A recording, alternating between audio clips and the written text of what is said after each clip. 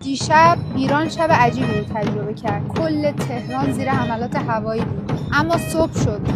ما الان اینجا وایسادیم. یک روزی برای بچه‌هام از این ساعت‌ها تعریف می‌کنم که بعد از به شهادت رسوندن رهبرمون دشمن خواست این خاک رو بگیره. هنوز هم می‌خواد بگیره. اما امثال مادرت وایسادن. افطارشون رو آوردن کف خیابون. کل ساعت‌ها توی شهر چرخیدن که دشمن اجنبی بدونه ما یک وجب از خاکمون رو به هیچ بنی بشری نمیدیم.